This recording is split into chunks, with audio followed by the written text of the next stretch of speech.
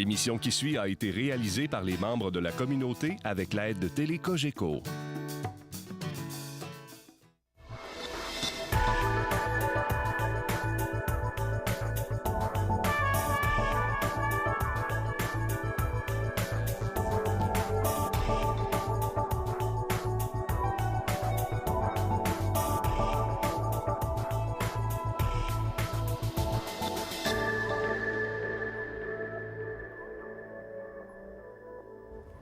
Bonjour et bienvenue à cette émission spéciale dans le cadre du 30e anniversaire de Centraide Sud-Ouest. Et pour cette émission, j'ai l'immense plaisir de co-animer avec Steve Eke, directeur général de Centraide Sud-Ouest. Bonjour Steve. Bonjour Geneviève. Steve, qu'est-ce que ça sonne pour un directeur général, 30 années d'existence pour un organisme comme Centraide Sud-Ouest? C'est un beau moment de réjouissance parce qu'on tient à souligner dans le fond tout le travail que les bénévoles ont fait durant toutes ces années-là, qui est un travail acharné de recueillir des fonds, d'offrir l'argent aux groupes communautaires de notre région et de prendre un moment d'arrêt et de souligner ça, pour nous, c'est tout un honneur. Et d'ailleurs, vous allez voir, on vous a préparé toute une émission et on commence avec une rétrospective de ces 30 dernières années-là. Vous allez voir, il s'en est passé de très belles choses avec Centraide Sud-Ouest. Bonne émission. Si, en 2012, Centraide Sud-Ouest amassait plus de 570 000 $, la cagnotte était beaucoup plus petite il y a 30 ans, lorsque Centraide a vu le jour. L'un des fondateurs se souvient des débuts le 30 février 1982. C'est parti d'une vingtaine de groupes qui considéraient que leur financement était précaire et alors, il y avait comme objectif de centraliser pour aller chercher le maximum de contributions pour nourrir financièrement leur groupe parce qu'ils ramassaient quelques pécadilles, chacun à leur niveau.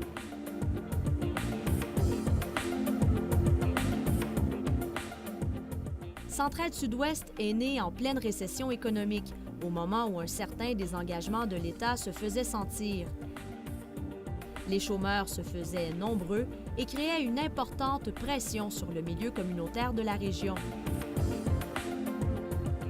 C'est là qu'on dit, bien là, les groupes ne pouvant plus subvenir, puis dire, bien non, là, il y a trop... l'argent qu'on a par rapport à la demande, bien, n'équivalait pas. Alors, on dit, c'est urgent d'avoir un organisme qui cherche le financement parce que beaucoup de groupes passaient beaucoup de temps aussi à aller gratter, à aller faire sa propre campagne de financement, chacun sur leur côté. Ça a été bien accueilli, mais il a fallu quand même respecter les régions. Okay? Parce que Centraide Sud-Ouest, ça comprenait naturellement la région de Beauharnois, le Haut-Saint-Laurent, Vaudreuil-Soulanges. Il fallait s'assurer que pour les gens, par exemple, du Haut-Saint-Laurent, bien que l'argent qui était ramassé là retourne dans leur région. Tranquillement, Centraide Sud-Ouest a pris sa place au sein du paysage communautaire du territoire. Affilié à Centraide Canada, l'organisme possédait une certaine crédibilité pour les donateurs. Richard Fortier, lui, a cru en Centraide et c'est pourquoi il fut l'un des premiers fonctionnaires à démarrer une campagne en milieu de travail, aujourd'hui la marque de commerce de Centraide. Dans ces temps-là, en 82, là, il y avait une employée permanente, 2 jours semaine à peu près. Puis le président de campagne ou les gens qui s'occupaient de la campagne recevaient ça dans une boîte puis disaient, bien, la campagne l'année passée, c'était ça. Moi, il me donne une boîte puis il dit, c'est la campagne des fonctionnaires. Bien, oui, je dis, la campagne des fonctionnaires, c'est quoi, là? Il y avait 5-6 ministères d'inscrits puis on n'avait pas aucun lien. Fait que c'est bien que ça a commencé. M. Fortier fait partie de ceux qui ont contribué à implanter le don à la source, retiré directement sur les payes des donateurs. Notre modèle, à nous autres, au niveau des fonctionnaires, a été développé aussi dans les différentes usines aussi. En 30 ans, Centraide Sud-Ouest a réussi à amasser plus de 7 millions de dollars et a donné à plus de 140 groupes communautaires du territoire. Plusieurs grands donateurs et entreprises ont collaboré au succès des campagnes de financement. Pensons seulement à la CE5, à la Sûreté du Québec, à RBC Banque Royale, à Super C ou encore à l'entreprise Norampac. Les bureaux de l'organisation ont également vécu quelques déménagements. Tantôt, ils étaient situés dans l'ancienne Caisse populaire des Jardins Sacré-Cœur ou encore dans le centre Garneau et finalement sur la rue Maiden pour atterrir au centre-ville de Salaberry-de-Valleyfield depuis quelque temps. Il faut dire également que la situation de Centraide Sud-Ouest n'a pas toujours été facile. Dans les années 90, plus particulièrement, l'équipe vit quelques soubresauts marqués par une instabilité et certaines difficultés. Centraide Sud-Ouest, bonjour. Comment allez-vous? Heureusement, ce passé est maintenant bien enterré depuis notamment l'arrivée d'une équipe permanente et expérimentée depuis plus d'une dizaine d'années. Il y a toujours des surprises en fin de campagne. Un bénévole de longue date dans le secteur public et aujourd'hui président du conseil d'administration résume. Il y a eu des difficultés d'organisation. Il y a eu des moments donnés où les levées de fonds n'étaient pas faciles. Il y a eu des levées de fonds qui étaient, mettons, déficitaires, qui demandaient beaucoup d'énergie puis qui rapportaient peu. Pour l'avenir, tous demeurent positifs, même s'ils admettent que les défis seront de taille pour pouvoir répondre aux besoins croissants de la population du territoire. Il y a eu plein de fondations qui s'est ajoutées depuis ce temps-là dans la région. Alors ça, bien, ça fait à quelque part concurrence à Centraide et aux groupes qui... C'est pour des bonnes causes, c'est pas que c'est pas pour les bonnes causes, mais en même temps, ça augmente le nombre de sollicitations. Puis c'est ça qu'on voulait éviter avec Centraide Sud-Ouest. Alors, voyez-vous, ça, je pense que c'est un défi majeur. Mon souhait, c'est pas de doubler le montant, mais c'est d'avoir toujours la chance de pouvoir aider ces 40 ou ces 50 organismes communautaires dans ce sens-là. Je pense que ça va être nécessaire d'être encore plus visible par rapport à d'autres organismes de charité, tout ça. Je pense que le pas à faire maintenant, c'est d'être, je ne dis pas plus agressif, là, mais de vraiment trouver des façons d'être vraiment visible pour qu'on parle de Centraide Sud-Ouest encore plus.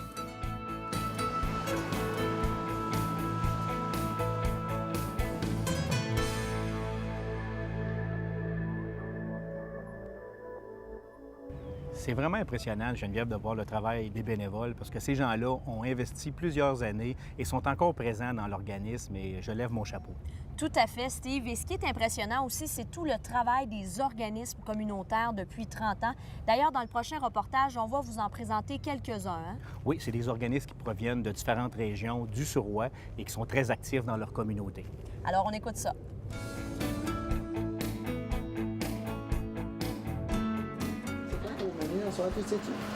Macaroni, macaroni. La sauce est là, tout est là. Donc, macaroni, il est là-bas avec les vins gratinés à l'ail. L'heure est aux préparatifs pour la grande tablée du souper à la maison d'hébergement et de dépannage Valleyfield.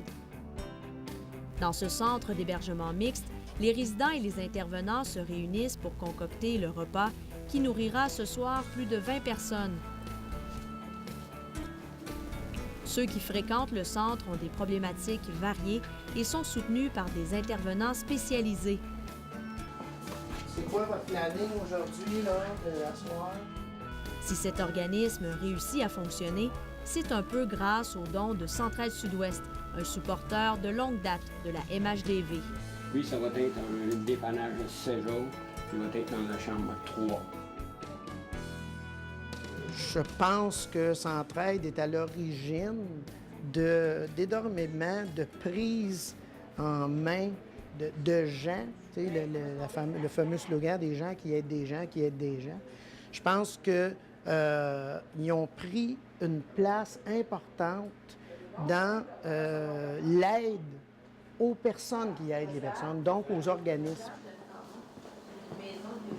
Le soutien de Centraide Sud-Ouest, il est essentiel, soutient M. Couillard. Centraide, elle ne donne pas des sous en disant, bien ça, c'est donne du salaire. Elle ne paye pas le salaire.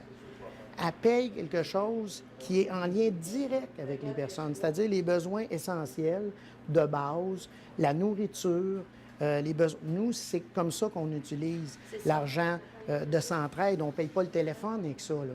On achète la bouffe.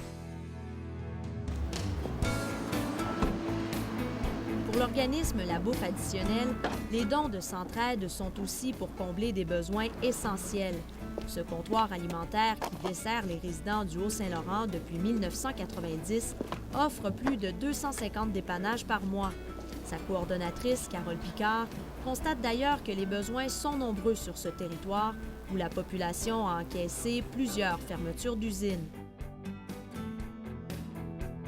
Depuis la fermeture des usines, là, oui, on a constaté que c'est pire. Il n'y a pas d'emploi. Puis même les gens qui ont trouvé des emplois, c'est pas vraiment au même salaire qu'il y avait dans le temps qu'ils travaillaient dans les usines. Puis souvent, on voyait le couple, les deux, le mari et sa conjointe qui travaillaient tous les deux dans les usines. On voit beaucoup de familles défavorisées qui ont de la misère à payer les loyers. Bon, Sébastien, qu'est-ce qu'on a eu aujourd'hui? Malgré les besoins croissants, les dons de nourriture diminuent, ce qui crée un véritable casse-tête pour la direction de cet organisme. Des compotes de pommes. On est obligé d'acheter de la nourriture. Fait que c'est là que Centraide rentre dans le portrait. Parce que sans Centraide, on ne sera pas capable de combler puis mieux équilibrer les dépannages qu'on fait. Sans Centraide, on sera obligé de couper sur les dépannages, puis même éliminer des dépannages, puis refuser du monde, tout simplement, parce qu'on n'a pas assez de nourriture. Donc, ce serait dramatique? Oui, vraiment dramatique. Si pour La Bouffe Additionnelle, la disparition de Centraide Sud-Ouest serait dramatique, la disparition des Jonathan de Soulanges Incorporés serait tout aussi déchirante pour Stéphane Fortin, qui fréquente cet organisme depuis 20 ans. Au Jonathan, les participants comme Stéphane s'amusent à bricoler, à peindre et surtout à échanger entre eux. L'objectif est de favoriser l'intégration et la socialisation des personnes vivant avec une déficience physique ou intellectuelle. Moi, j'ai jamais eu de famille, fait que là, j'ai plus les Jonathan Soulanges. Ça me remplace ma famille puisque j'ai pas de parents. Fait que là, moi, ça sont tous mes amis. Puis j'ai considère comme de ma famille à moi, là. Oui. Centraide assure aux Jonathan de Soulanges et à ses participants d'avoir du matériel pour leurs différentes activités. Ça change un mal de classe pour des gens qui viennent, puis ils viennent voir d'autres nouveaux mondes. Ils font des nouvelles activités, puis on a des mordis, des repas communautaires, puis on s'amuse de même. La peinture surtout. Ben, j'aime les deux, mais mon premier, c'est vraiment la peinture sur toit. C'est un coup de cœur. Oui, c'est la peinture à l'huile, puis on peut... Ce sont des personnes qui autrement seraient laissées à elles-mêmes dans leur domicile. Ça leur fait en même temps, c'est un lieu de rencontre où ils peuvent venir fraterniser et puis discuter ensemble là, de tout, là, de toutes sortes de discussions qui s'animent. Est-ce que tu vas finir la pièce avec une autre couleur? Oui, pour donner comme exemple, comme cette poule-là, j'ai mis d'autres couleurs. C'est le point de rencontre et puis du début de la journée jusqu'à la fin, là, il y a toujours l'éternel sourire.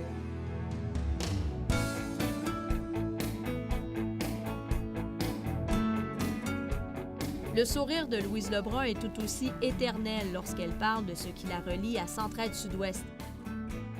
Impliquée depuis longtemps à titre de directrice générale du Centre d'action bénévole de Beauharnois, elle est très reconnaissante des dons qu'elle reçoit annuellement.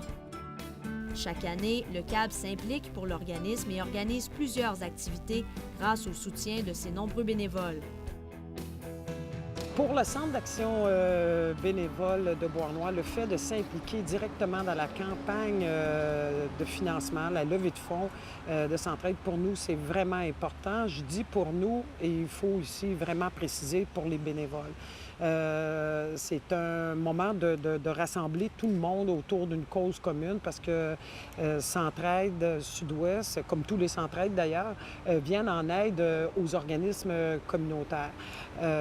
Donc, en tant qu'organisme communautaire, je pense qu'on est vraiment bien placé pour s'apercevoir qu'on a besoin d'aide, on a besoin de sous. Et je pense que c'est la raison qui motive notre organisation à participer directement, même si nous sommes bénéficiaires.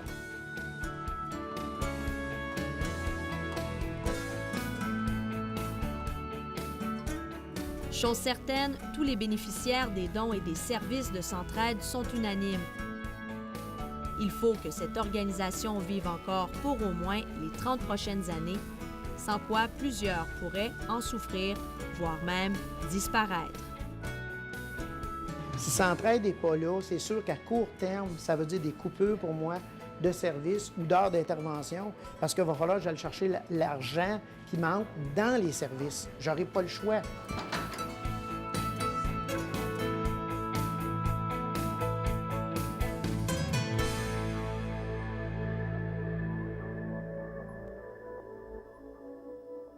En tout cas, Steve, je pense que ce qu'on peut retenir dans le dernier reportage, c'est que vraiment, l'appui de Centraide Sud-Ouest est majeur, ne serait-ce que pour la survie de ces organismes-là. Ah oui, Geneviève, les organismes ont besoin d'aide et les partenaires économiques sont la source de revenus de ces organismes-là et ils doivent, pour donner des services, recevoir cet argent-là qui est si important.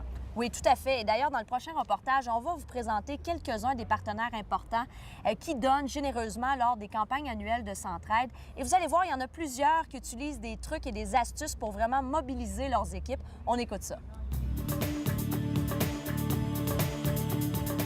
Même si les campagnes de financement sont parfois ardues, il est encourageant de voir que la relève s'intéresse à la cause de Centraide Sud-Ouest. Marie-Michelle Aymon, qui travaille à la Commission de la santé et sécurité au travail de Salaberry de Valleyfield, en est un bel exemple. Elle a réalisé, avec l'aide de ses collègues, un livre de recettes. Total des dons amassés grâce à la vente de ce livre, 900 $. En 2010, quand je suis arrivée ici à la CSST, j'ai su que la CSST amassait des dons pour Centraide Sud-Ouest par le biais de la campagne Entraide de la fonction publique. Et à ce moment-là, j'ai demandé à être en charge de la campagne. Et puis, ça va être ma 3e année en tant qu'organisatrice principale. J'essaie d'organiser des activités qui s'échelonnent vraiment sur toute l'année et pas juste concentrées sur les 2 semaines de la campagne. Par exemple, l'an dernier, j'ai fait un livre de recettes. J'ai demandé à mes collègues de me donner des recettes d'été, barbecue, salade, petits desserts légers et cocktails. Et puis, on a monté un beau livre de recettes juste à temps pour le temps des vacances. Aux fruits, donc 2 pommes, jus de lime, kiwi, melon miel, raisin, pistache, miel. Et puis aussi, l'année dernière, on a fait une vente de dessert durant le temps des fêtes.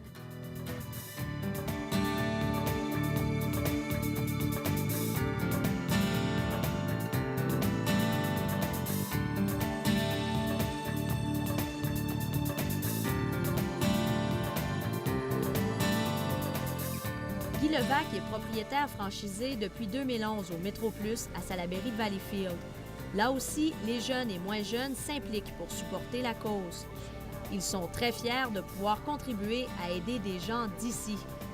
D'ailleurs, la campagne annuelle de Centraide Sud-Ouest sert aussi de motivation et de mobilisation pour son équipe, nous dit Guy Levac. Ce que j'aime beaucoup, c'est que le fait que Centraide Sud-Ouest, c'est local. C'est vraiment local, puis ça demeure ici. Dans le sens où ça redonne aux gens de la communauté? Exactement. On aide beaucoup aidé en général, mais le fait que c'est local, c'est un petit plus.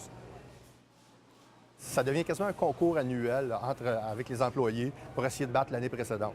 Ce qui arrive, c'est que les employés décident, on passe avec des formulaires, les employés décident de savoir combien ils peuvent donner par semaine, puis c'est retiré directement sur leur salaire. Il n'y a pas de recherche, il n'y a pas à courir après les gens, puis on est sûr que les fonds sont là. Quand on promet un certain montant, on est sûr que le montant est remis. C'est une petite compétition à l'interne. On a réussi à essayer de motiver les gens, avec des petits concours même à l'interne, des remises de prix, des choses comme ça, pour justement essayer d'augmenter le montant. Bref, que ce soit de petites ou de grandes implications, chacun des partenaires qui s'investit dans la campagne annuelle de Centraide Sud-Ouest a vraiment l'impression de faire un grand geste pour sa communauté.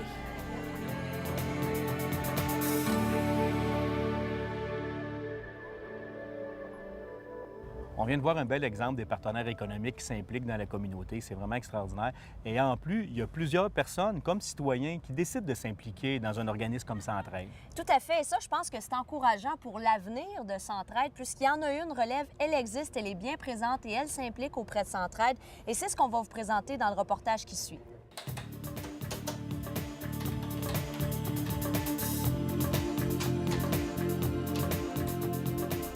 En plus de la levée de fonds traditionnelle qui se passe en majorité en milieu de travail, Centraide Sud-Ouest a tissé plusieurs liens de collaboration, notamment avec de grands partenaires d'affaires, le secteur public comme Hydro-Québec ou encore le Centre de santé et de services sociaux du Surroi.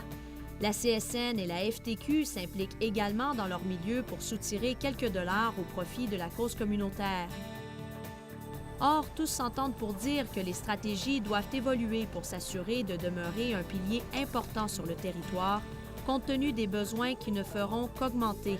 La campagne, est-tu aussi bonne que ça va prévu? bien. Oui. On est en fin de campagne. Je pense que les besoins de la population vont demeurer ou vont peut-être augmenter. Ça fait qu'il faut continuer à travailler ensemble. Parce que je pense que déjà, c'est amorcé depuis quelques années, les gens, il y a un effort collectif. Puis ça doit demeurer, ça, collectif.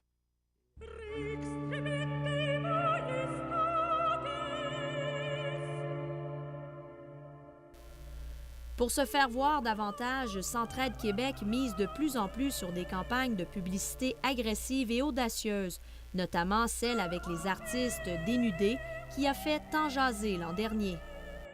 Ces gens-là ont vraiment donné un mot d'ordre général de dire « Écoutez, Centraide est là, on embarque, nous, on fait ce geste-là pour le prouver. »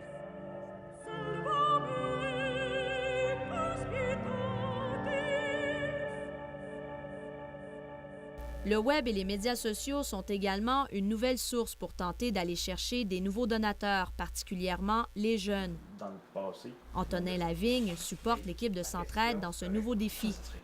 Il est également membre du conseil d'administration depuis peu. Organisme financé par Centraide. Je m'implique beaucoup sur les plateformes de réseaux sociaux, sur les nouvelles technologies, les outils de communication actuels.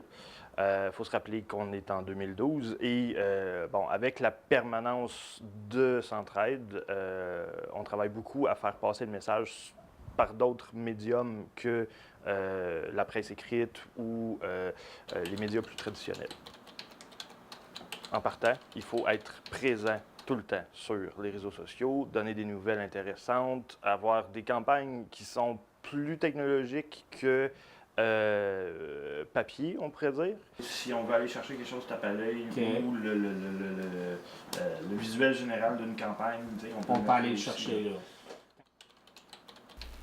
Il faut innover et surtout savoir s'entourer de personnalités connues de la région. C'est pourquoi l'équipe de Centraide Sud-Ouest a recruté le maire de Beauharnois, Claude Hainaut. Ce dernier est très heureux de pouvoir participer à la prochaine campagne de financement. Et c'est aussi dans ce temps-là où il faut se rappeler qu'il y a des gens qui, eux autres, ont un peu de difficulté, ont plus de difficultés à embarquer dans le train quand il repart. Et il faut que les organismes continuent à les aider. Donc, c'est dans cette optique-là que j'ai accepté de prendre la présidence. On est une région qui a subi durement le renouveau économique du Québec, le changement industriel. On a vécu, nous, dans les 20 dernières années, par exemple, on a perdu 1000 emplois directs en industrie, à part de l'indirect, un peu comme à Valleyfield, toutes les compagnies jusqu'à Alcan qui a fermé une grosse partie de ses opérations. Ça donne un poids supplémentaire aux organismes sociaux qui doivent intervenir avec de plus en plus de monde, qui sont de plus en plus en besoin.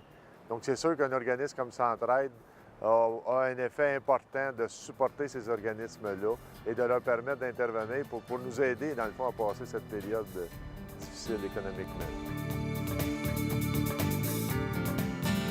Que ce soit grâce à de nouvelles stratégies ou des ambassadeurs efficaces, Centraide Sud-Ouest devra redoubler d'efforts pour augmenter ses revenus de campagne en 2012-2013. La compétition et les causes sont nombreuses, mais décidément, Steve Hickey et son équipe s'engagent à ce que l'organisme soit là encore pour rester pour au moins les 30 prochaines années. Vous m'avez demandé de l'information par rapport à la demande d'aide financière. Oui.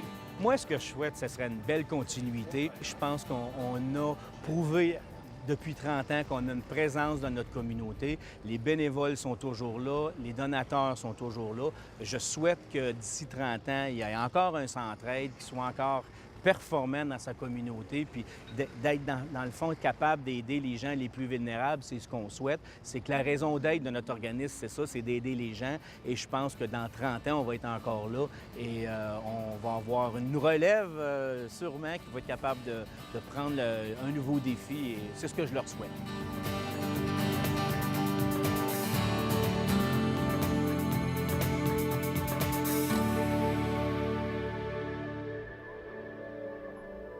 Alors, on l'a bien compris dans le reportage, vraiment, il y a de beaux et de grands défis qui attendent Centraide Sud-Ouest. Et d'ailleurs, il y en a tout un qui s'en vient là, pour votre équipe en 2012. Oui, le début de la campagne 2012 qui commence dès septembre pour se terminer en février.